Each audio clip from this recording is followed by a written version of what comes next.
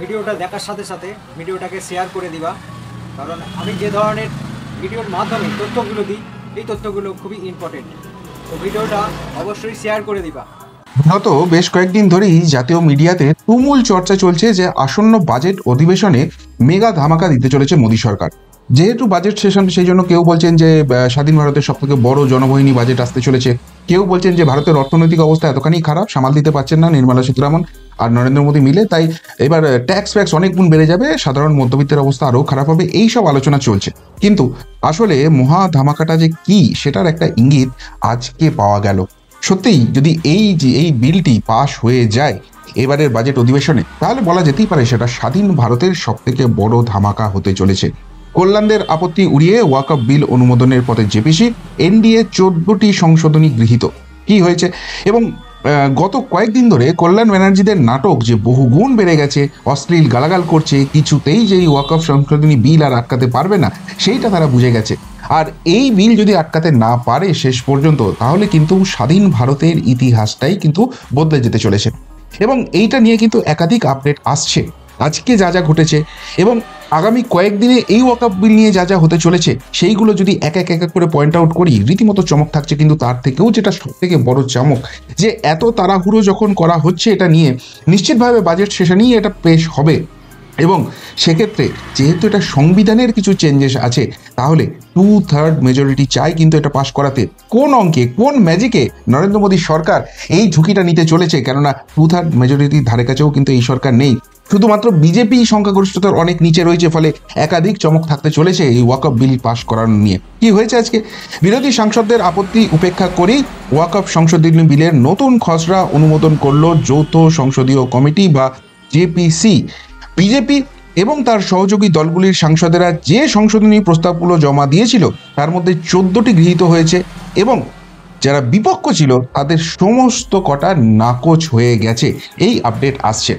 আপনারা জানেন যে এইটা প্রথমে যখন লোকসভা এবং রাজ্যসভায় পেশ করার চেষ্টা করে নরেন্দ্র মোদী সরকার, তখন বিরোধীরা এটা তুমুল হট্টগোল করে এবং এটাকে ক্যান্সেল করে দেওয়ার জন্য কথা বলে। তখন সরকার এটাকে জেপিসি, জয়েন্ট পার্লামেন্টারি কমিটিতে পাঠায়, যে ঠিক আছে, যে যে সংশোধনীগুলো আছে, যে যে জায়গায় আপত্তিগুলো রয়েছে, সেগুলোকে আমরা ভালো করে বিস্তারিতভাবে আলোচনা করব, পক্ষ বিপক্ষ সব জায়গার কথা শুনবো, এবং সংশ্লিষ্ট যারা সংসদে উপস্থিত নেই অথচ এই জিনিসটার সঙ্গে সংশ্লিষ্ট সকলের সঙ্গে আলোচনা করব, সেই জন্য এটা জেপিসিতে পাঠানো হয়েছে। কিন্তু জেপিসিতে পাঠানোর পর থেকেই দেখা গেছে কল্যাণ ব্যানার্জিরা এই বিলের আসল জায়গায় না গিয়ে একের পর এক নাটক করে যাচ্ছেন। কখনো খিস্তি খেউর করছেন, কখনো বোতল ছুঁড়ে মারতে চাইছেন, কখনো অশালীন আচরণ করছেন, কখনো তার জন্য সাসপেন্ড হচ্ছেন, শুধু সেই সবই শিরোনামে আছে। এবার এই বিল যদি দুই কক্ষে পাশ হয়ে রাষ্ট্রপতির অনুমোদন পায়, তাহলে 1995 সালে কংগ্রেসের হাত ধরে যে মারাত্মক সর্বনাশটা এই দেশের হয়ে গিয়েছিল, সেই জায়গাটা কিন্তু বদলে যাবে। Unified Waqf management, empowerment, efficiency and development act, সেইটা কিন্তু চলে আসবে। এখানে কি এই জিনিসটা একটু পরে ব্যাখ্যা করে বলছি, এবং বিরোধীরা কেন এই বিল এলে এত আটকে উঠছে, তাদের ভোট ব্যাংক চলে যাওয়ার যে চিন্তাটা তাদেরকে কুঁড়ে কুঁড়ে খাচ্ছে, এবং এইটা এলে সাধারণ মানুষ কিভাবে বেঁচে যাবে, উপকৃত হবে, সেটা একটু পরে ব্যাখ্যা করছি। কিন্তু এখানে যেটা হচ্ছে সেটা হচ্ছে সরকার পক্ষের তরফে, মানে এনডিএ তরফে বিজেপি এবং অন্যান্য শরিক দল মিলে 23টা এবং বিরোধীদের তরফে 44টা সংশোধনী প্রস্তাব কমিটিতে জমা পড়েছিল। এবং এখানে আজকে ভোটাভুটি হয়, সেই ভোটাভুটিতে মোট 14টা সংশোধনী, এবং এই 14টা সংশোধনী বিজেপি এবং এনডিএ শরিক দলগুলো যেগুলো দিয়েছিল সেইগুলো পাশ হয়ে গেছে। এবং এই যে 14টা সংশোধনী খসড়াতে থাকছে, সেই খসড়াটা নিয়ে আবার আগামী 29শে জানুয়ারি ফের ভোটাভুটি হবে, এবং তারপর ফাইনালি 31শে জানুয়ারি এই বিলটি আনুষ্ঠানিকভাবে জেপিসি প্রকাশ করে দেবে। এবার যেটা জানা যাচ্ছে যে এই বিলটা প্রথমে যেটা এর টাইম লাইন একটা তো থাকে, যে এই জেপিসি করে দিলাম এটা কবে করতে হবে। যেটা শীতকালীন অধিবেশন ছিল তার প্রথম সপ্তাহে এই ওয়াকফ সংশোধনী বিলের রিপোর্ট জমা দেওয়ার কথা বলা হয়েছিল, কিন্তু যৌথ সংসদীয় কমিটি বলে যে তাদের কাজ এই সময়ের মধ্যে শেষ করা যাবে না, এবং উল্লেখযোগ্যভাবে 13ই ফেব্রুয়ারি অবধি এটাকে এক্সটেনশন দেওয়া হয়। 13ই ফেব্রুয়ারি কেন গুরুত্বপূর্ণ? কেননা এই যে বাজেট অধিবেশন চলছে তার যে প্রথম পর্ব, তার শেষ দিন হচ্ছে এই 13ই ফেব্রুয়ারি, এবং সেই 13ই ফেব্রুয়ারির মধ্যে এই রিপোর্টটি জমা দিতে হবে। অর্থাৎ খুব সম্ভবত এবারের বাজেট অধিবেশনেই এই বিলটি চলে আসবে। এবার যেটা একটা মজার কথা হচ্ছে, যে বললাম 2/3 মেজরিটি চাই এই বিলটাকে পাশ করাতে গেলে, সেই 2/3 মেজরিটি কি সত্যিই নরেন্দ্র মোদী অমিত শাহের হাতে আছে?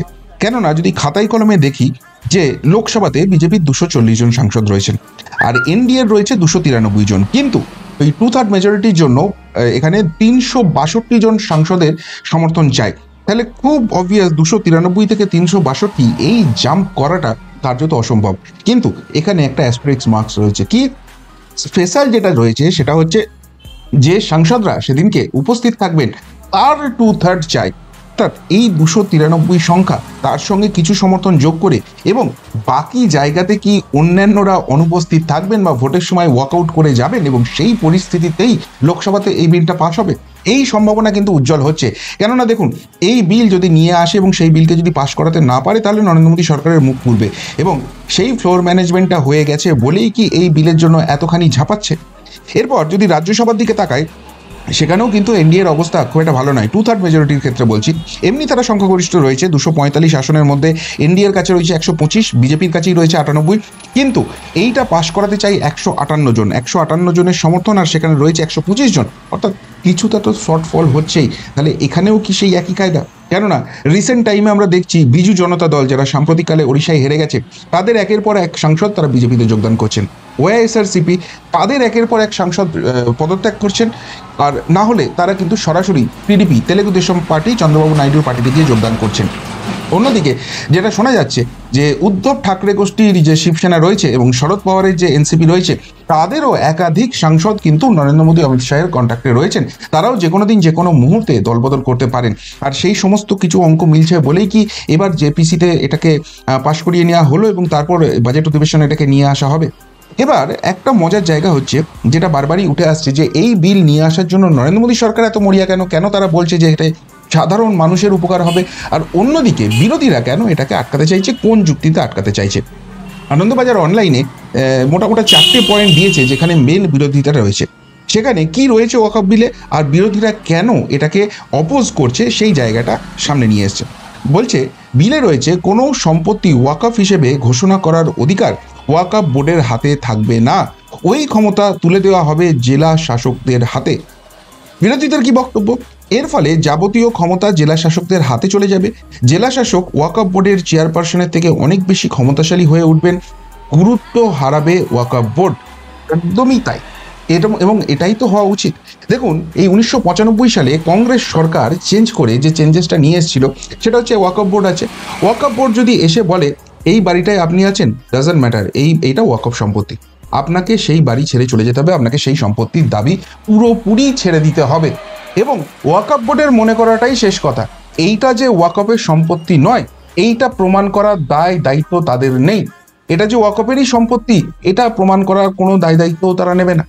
এবং সবথেকে বড় কথা, আপনার যদি মনে হয় যে জোর করে আপনার জিনিসটা জবরদখল করে নিচ্ছে ওয়াকফ বোর্ড, আপনি দেশের কোনো আইন কোনো আদালতের শরণাপন্ন হয়ে সেটাকে চ্যালেঞ্জ করতে পারবেন না। এটা কি সঠিক পন্থা? এটা কি গণতান্ত্রিক পন্থা? যদি সত্যিই কোনো সম্পত্তি ওয়াকফ বোর্ডের হয়, ওয়াকফ বোর্ড কি করবে? তারা গিয়ে জেলা শাসককে বলবে, জেলা শাসকের হাতে তারা প্রমাণ তুলে দেবে, জেলা শাসক সেটা দেখবেন এবং সেইটা দেখার পর তিনি সেটা ওয়াকফ বোর্ডের হাতে হস্তান্তরিত করবেন। আর যদি এখানে জেলা শাসক কোনো রকম পার্সিয়ালিটি দেখান যে সত্যিই সেটা ওয়াকফ বোর্ডের সম্পত্তি, তা সত্ত্বেও প্রমাণ দেওয়া সত্ত্বেও তারা সেই জেলা শাসক এটা তুলে দিচ্ছে না, আইন আদালত খোলা রয়েছে, আদালতের দ্বারস্থ হবে ওয়াকফ বোর্ড যে আমরা জেলা শাসককে এই প্রমাণ তুলে দিয়েছিলাম, তা সত্ত্বেও আমাদের ওয়াকফ বোর্ডের সম্পত্তি, এই সম্পত্তি আমাদেরকে হস্তান্তর করা হচ্ছে না। আদালত নিশ্চিতভাবে তথ্য প্রমাণের ভিত্তিতে সেটা বিচার করে দেখবেন এবং ওয়াকফ বোর্ডের দাবি যদি সত্যি হয় সেই জায়গায় ওয়াকফ বোর্ডের হাতে তুলে দেবেন। এর মধ্যে অসুবিধা কোথায় আছে? কিন্তু যে পন্থা এখন চলছে যে একজনকে ওয়াকফ বোর্ডের কথা ছেড়ে দিন, কেউ এসে বলল যে এই সম্পত্তিটা আজ থেকে আমার, আপনি তাকে বলতে পারবেন না না ভাই এটা তোমার সম্পত্তি নয়, আপনি বলতে পারবেন না আমাকে প্রমাণ দেখাও, এবং আপনাকে জোর করে সেখান থেকে উৎখাত করে দিল, আপনি হয়তো বছরের পর বছর সেখানে থাকছেন, কিন্তু তা সত্ত্বেও আপনি আদালতে গিয়ে চ্যালেঞ্জ করতে পারবেন না যে আমাকে উৎখাত করা হয়েছে। এই যে বাড়ির মাথার উপর থেকে যে বাড়ির ছাদটা হারিয়ে যাচ্ছিল, এই দায়টা কে নেবে? সেই সংশোধনী এনে কি নরেন্দ্র মোদী সরকার কোনো ভুল কাজ করছে? 2 নম্বর যে জায়গাটা, ওয়াকফ বোর্ডে 2 জন মহিলার উপস্থিতির পাশাপাশি 2 জন অমুসলিম সদস্যকে বাধ্যতামূলকভাবে রাখতে হবে, এটা ওয়াকফ বিলে আসছে। এবং সেখানে বিরোধীদের কি বক্তব্য? অন্যান্য ধর্মের নিয়ন্ত্রক সংস্থায় ভিন্ন ধর্মের ব্যক্তিরা স্থান পান না, তাহলে ওয়াকফ বোর্ডে অমুসলিমদের স্থান দেওয়ার কি প্রয়োজন আছে? 1 নম্বর পয়েন্ট, এখানে যে মুসলিম মহিলাদের নিয়ে আসার কথা বলছে, এখানে তো মহিলাদের সশক্তিকরণের কথা বলা হচ্ছে। আজকে আমরা 2025 সালে আছি, সেখানে নারী শক্তিকে জাগ্রত করা, তাদেরকে অ্যাডভান্টেজ দেওয়া, তাদেরকে এগিয়ে নিয়ে আসা, এই জায়গায় যদি কোনো ধর্ম, কোনো সমাজ, কোনো ব্যক্তি সেটাকে আটকাতে চায়, সেটা তো দেশের অগ্রগতির জন্য, আধুনিক সমাজের জন্য সেটা একটা কলঙ্ক। সুতরাং এই জায়গায় কোনো অসুবিধা থাকবে না। এবার বলছে অমুসলিম বোর্ডে অমুসলিম ব্যক্তির এখানে অনুপস্থিতি। আচ্ছা, কিছুদিন আগেই আপনারা নিশ্চয়ই খবরের শিরোনামে দেখেছিলেন যে তারকেশ্বরের যে বোর্ড রয়েছে তার মাথায় কে বসে রয়েছেন? জনাব ফিরহাদ হাকিম। তিনি কোন ধর্মের মানুষ, আর তারকেশ্বর মন্দির কোন ধর্মের জিনিস?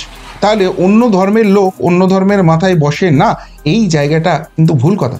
একমাত্র যে জায়গাটা আছে সেটা হচ্ছে যে এই যে ওয়াকফ বোর্ড রয়েছে বা এই